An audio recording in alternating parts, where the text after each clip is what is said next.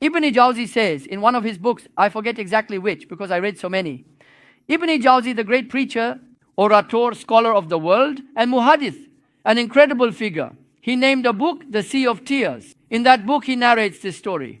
I may have seen it in another book as well because his work is 500 years old, from the 500s of the Hijri calendar. This is not Al-Jawziyya. That is Ibn Taymiyyah's student. This is Ibn al-Jawzi. He narrates this incident. There was a sheikh in Baghdad. He and all his disciples were constantly engaged in dhikr. He had become well known according to the conditions of that era, and his disciples were blessed people. At some point they said, let us go for Hajj. A group gathered and they began the journey. They set out on the pilgrimage road, dune with dhikr, worship, traveling. Night came, they camped somewhere. They were near a church because in those days many places were in ruins and inhabited safe areas were rare. Travelers would stay near places where water or resources could be found. A caravan cannot just stop in the middle of the desert. The disciples were exhausted. Many were traveling on foot, some perhaps with mounts. He told them, sleep a little. They fell asleep. Then he said, let me make wudu and pray some tahajjud.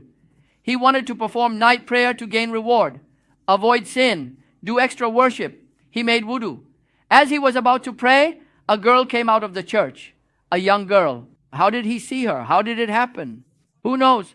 But love is strange, it cannot be ordered. Suddenly, instantly, he fell in love. His mind was gone. The sheikh was finished. He approached the girl. Then a man came out of the church behind her. When he appeared, the sheikh felt hesitant. How to speak, what to say. He wanted to open a conversation, but he was shy. The man said, what is happening? Who are you? The sheikh said, no, nothing. Something came to my heart.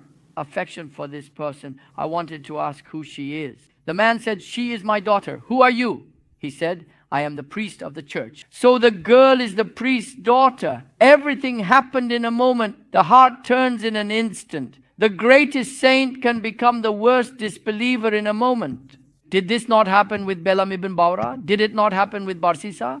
Abu Huraira used to say, I have believed in Allah who turns hearts. He would pray, O Rabb, do not decree theft for me. Do not decree adultery for me. He had lived many years. He had students, tabi'in and scholars. They said, O Abu Huraira, you say this so often. Are you afraid too?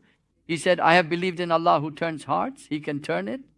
So at that moment, the sheikh said, after all, marrying a Christian woman is permissible. He found the fatwa. And that fatwa is correct. A Muslim man may marry a Jewish or Christian woman from Al-Kitab. A Muslim woman cannot be given to a non-Muslim man. But a Muslim man may take a Jewish or Christian wife. A girl is not given in marriage, but not in the way that a fake Hoja said it. He was preaching from the pulpit to the women's congregation. He said, look, a Hoja appeared in the village across. He commits every kind of indecency, but he even shows its place from the book, he said. Be very careful, he said, from the book. Where would he show its place from? Can't you see he's just making it up? Does indecency have a place in the book? Of course, someone who fabricates can invent such a thing. He then said, truly, since you are her father, what would happen? What would be required? The priest said, yo, she is still young, but I will consult her. He consulted his daughter. Of course, it was the priest's decision. The priest's logic was, my daughter says, without becoming a Christian, this cannot happen.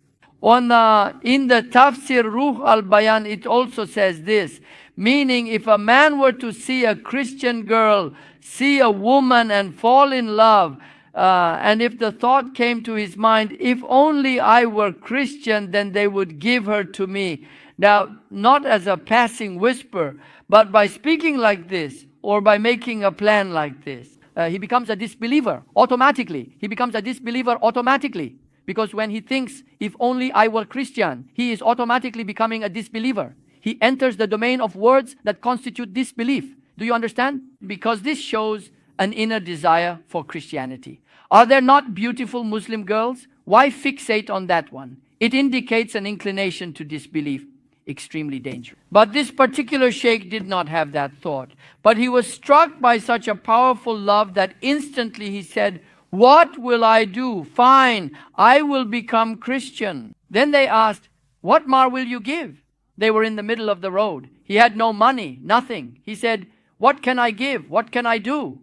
The priest said, I have herds of pigs. Moses worked as a shepherd for Shuaib for 10 years. You will work for us as a pig shepherd for 10 years. He hesitated. Becoming a disbeliever, he accepted instantly. But taking care of pigs made him hesitate more. Such contradictions exist within Muslims. Anyway, things proceeded. The disciples were still sleeping. While they slept for a few hours, they completed everything. The Sheikh became a Christian, married the girl, and began tending the pigs. When the disciples woke up, they saw him standing among pigs. They were deeply attached to him. They cried intensely. They asked, what happened? He explained everything honestly. They begged, do not do this. Renew your faith. Repent. The door of Tawbah is open. You taught us Islam and dhikr. They pleaded. He said, go leave me. So they left. They entered Ihram and continued to Hajj, crying. Months passed. Travel in those days took long. On the return trip, they passed through the same route. They saw him still the same. They said, let us not lose hope. He taught us Islam. Let us advise him again. They preached, cried, begged. He said, no, I fell into this once. Leave me. They insisted. Before they disappeared, he ran after them, shouting, what? Stop, stop. He stopped them. He said, I know why this happened to me. I know there are secrets in destiny. Then he said, I divorce her. He technically didn't need to. He had become a disbeliever. Let me return to Islam. He recited the Shahada. Ashhadu an la ilaha illallah wa ashhadu anna Muhammadan abduhu wa rasuluhu. I am coming with you. I leave everything behind. I will never return. Then on the road they said, you mentioned something earlier, that you know why this happened to you. What did you mean? He said, once back in Baghdad, a man had fallen into such a situation. He loved a girl. He changed his religion. I insulted him. I mocked him. What kind of man is this? I personalized the issue. He said, we are enemies of sins, not of the sinner. If we were enemies of people, why would we pray for their guidance? Our anger in Islam is toward actions and traits, not persons. If you personalize it, your ego enters. But when you say, I am such a pure man, this turns into, what kind of corrupted man is that? And then your Lord says to you, do you think this purity comes from yourself? Let me bring guidance to you as well. Let's see what happens. And suddenly you look and see 2 or 3 situations like that fall upon you. I mean, I didn't become a disbeliever or anything, not like falling in love with a woman and becoming Christian. But they weren't tiny sins either.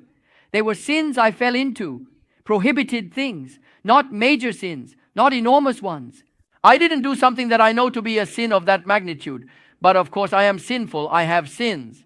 So when you say, why did that man do this? Why did he do that? What is wrong with him? A certain scholar had something happen to him. And the very same type of thing I criticized in him later happened to me as well. I said, I became like that Sheikh. Later I said to myself, I know exactly why this thing happened to me. Therefore, never, no matter how saintly you are, never feel safe. Even if angels appear to you, do not trust your end. At 120 years old, Ali Haydar Effendi, the great saint, the pole of poles, the helper of spiritual pillars, may Allah sanctify his secret, people would come and go, all asking others to pray for this elder to die with faith. Husnu Hatima means that a beautiful ending. They would say, pray for the good end of this elder, even though he was the leader of the saints.